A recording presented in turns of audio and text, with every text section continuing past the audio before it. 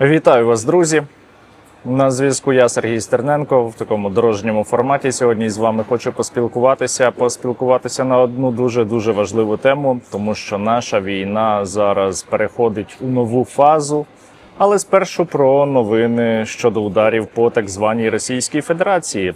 Сьогодні українські безпілотники вранці атакували Нижньокамський нафтопереробний завод у Татарстані. Це один із найбільших російських НПЗ.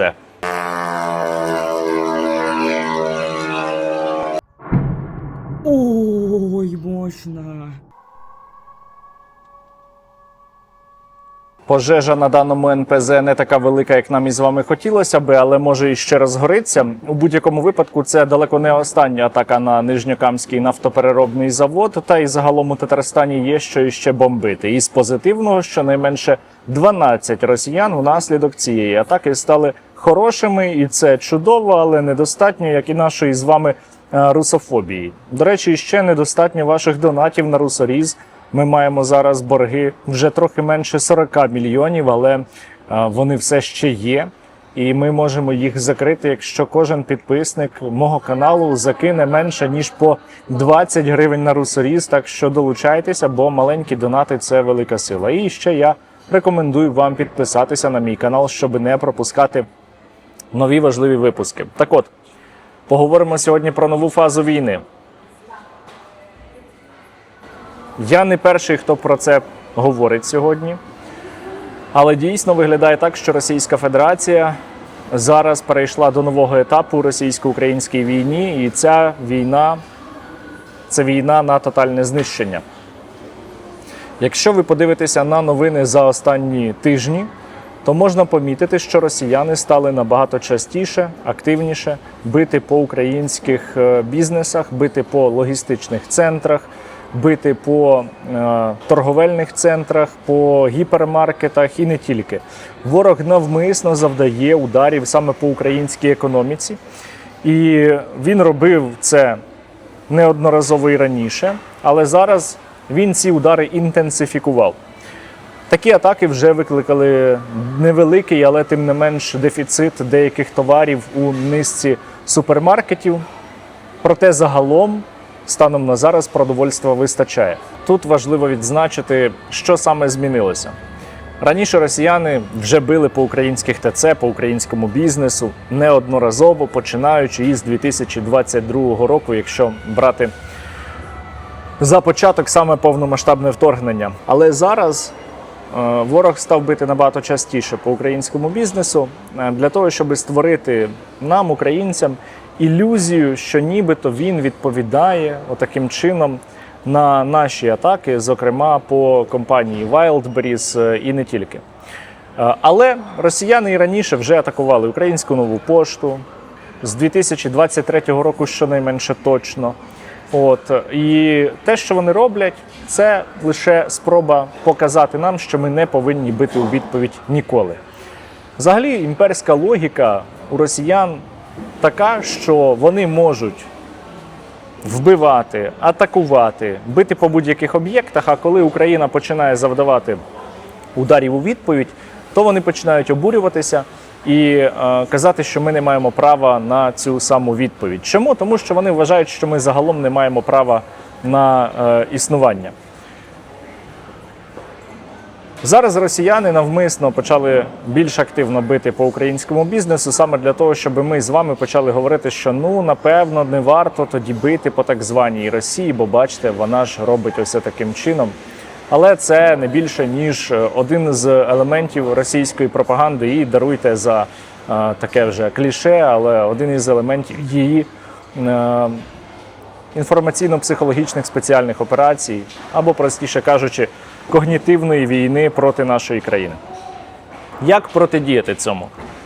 У мене наразі немає відповіді однозначної. Я думаю, тут українські компанії чудово знають і без мене, що потрібно, зокрема, роззосереджувати зараз склади, не тримати все в одному місці. Чим менший об'єкт і чим більше малих об'єктів, тим складніше знищити цілу систему. Це ж стосується і української електрогенерації. Але так само треба розуміти, що зараз ворог не має абсолютно жодних обмежень. Якщо раніше на подібні удари світова спільнота хоч якось реагувала, то зараз ми бачимо, що росіяни вбили людей на залізничній станції касетним іскандером, і на це не було жодної світової реакції. Крім того, дуже складне у нас зараз положення по протибалістичних ракетах, по перехоплювачах для Петріота. І Сполучені Штати Америки не надають нам зараз їх у потрібній кількості. Інші партнери також, бо їх просто мало. А з початком відновлення бойових дій в Ірані цих протиракет стає іще менше. Також нам не поспішають надавати ліцензії на виробництво. І я сьогодні прочитав статтю, де вказано було, що американські компанії виступають проти швидкого надання Україні ліцензій на виробництво ракет до систем Петріот, тому що українці можуть, по-перше, покращити ці протиракети, по-друге, українці можуть їх здешевити, а це вже буде невигідно цим компаніям, а вони ж мають дбати про свій прибуток, поки українці ловлять цю балістику собі на голову. Ну, якось так. Так от, я до чого це все?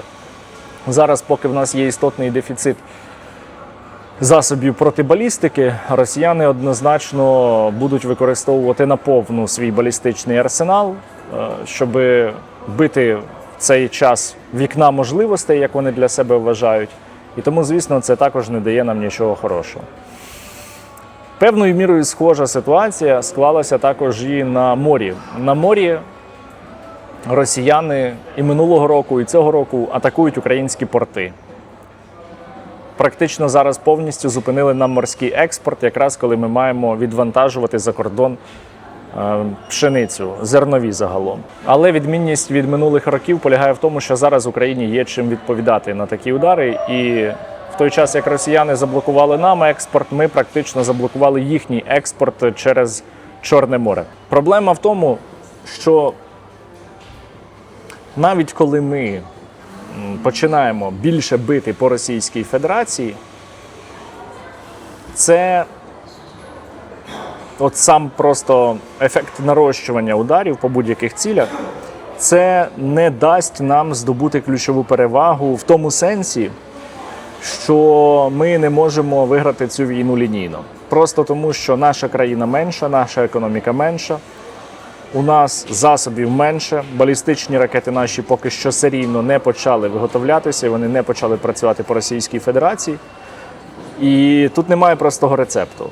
Ну, тобто, от росіяни б'ють по нашому бізнесу, ми б'ємо по Wildberries у відповідь, але у росіян цих компаній і бізнесів і складів в рази більше, ніж у нас. Наші просто швидше закінчаться.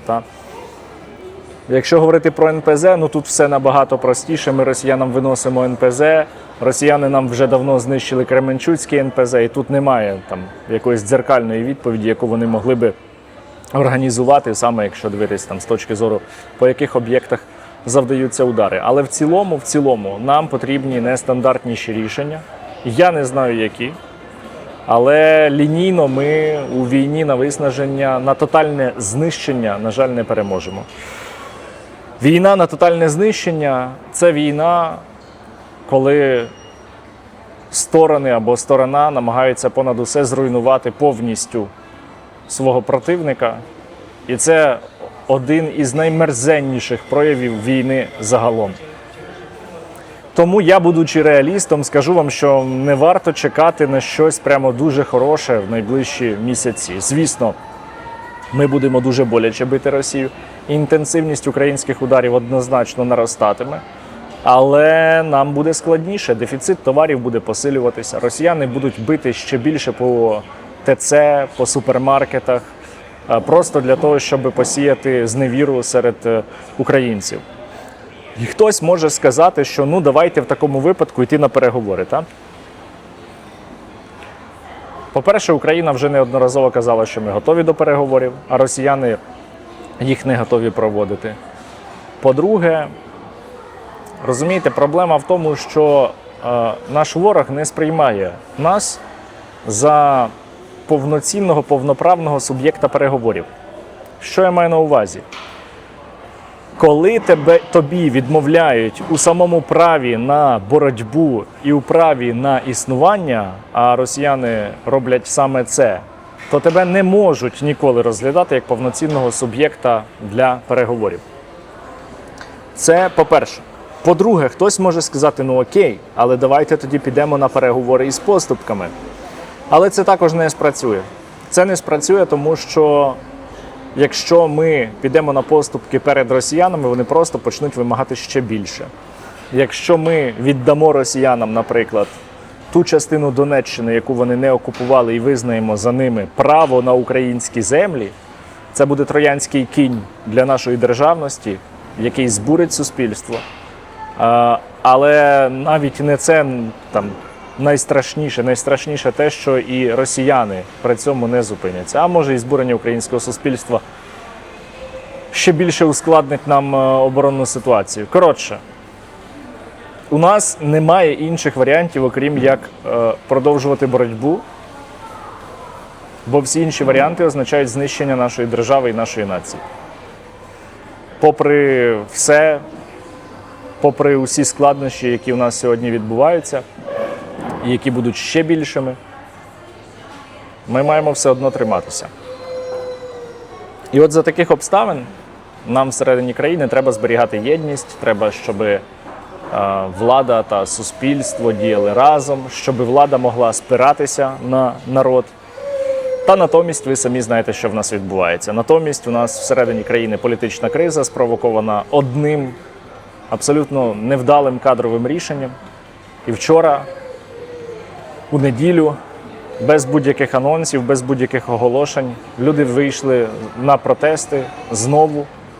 Це був вже 25-й день акцій протесту проти відставки Михайла Федорова з посади міністра оборони.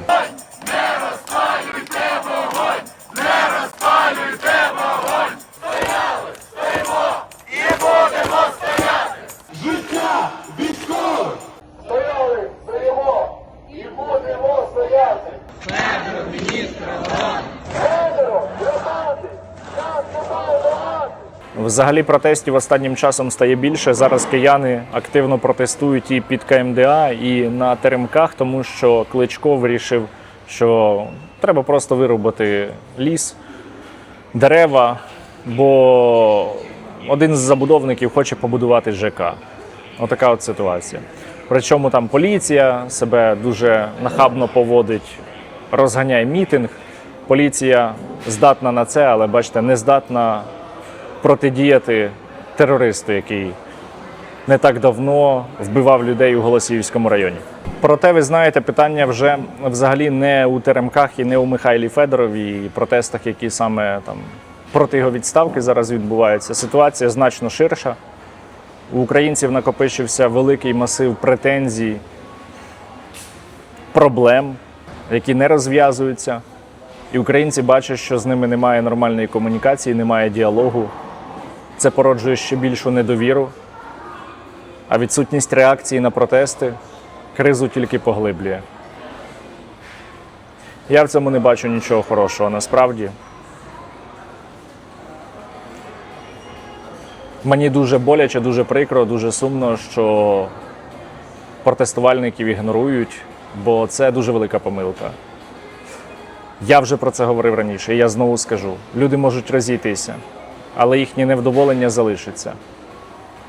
І наступного разу вони будуть активніше виходити на будь-які протести, тому що вони пам'ятатимуть, що їх не почули. Залишати все отак зараз, як є, це поганий вихід. Але вже як є. Отож, нічого хорошого на нас із вами, напевно, не чекає найближчі місяці, окрім палаючої Росії, але всередині країни ситуація буде дуже важкою. Ви, напевно, вже чули ці заяви, що зима буде дуже важка. Я не буду її знову повторювати, але, як сказав Михайло Ткач, окей, а який план? Ми всі знаємо, що зима буде важка. Який тоді у нас план? Щодо плану, на жаль, також в мене розуміння немає. В тому числі тому, що відсутня комунікація. Я не хочу, щоб у вас був песимізм після перегляду цього відео. Бо все одно є дуже багато достойних людей, українців, які продовжують боротися. Наші найкращі люди сьогодні захищають нашу країну на фронті. Багато українців в тилу демонструють громадянську позицію. створюють озброєння, допомагають українській армії. І це вже дуже круто і дуже багато означає. Важливо продовжувати це робити. Які труднощі б далі в нас не були, які б негаразди у нас не виникали, ми все одно повинні знаходити в собі внутрішні сили, продовжувати боротьбу. Бо якщо ми цього не зробимо, то тоді в нас точно жодних шансів не буде. А поки ми є, поки є наша держава, поки ми підтримуємо одне одного, поки ми всі працюємо, надія не вмирає. А значить, іще не все пропало. Як би складно далі не було. Тому не опускайте руки, борітеся, допомагайте одне одному. І тоді у нас іще будуть шанси і вистояти, і перемогти. І війську українському допомагайте, яке за минулу добу завдяки вам отримало іще 103 нових FPV. Дякую давнім друзям нашого підрозділу Сергію Стерненко та його фонду за надані 100 дронів, 2 ретранслятори та 3 носії. Зима буде важкою, це розуміють всі. Але ми вже готуємось, збиваємо шахеди і ворожі крила. Працюємо по наземним цілям, нищимо ворога скрізь. Кожен мождонат працює на нашу перевагу.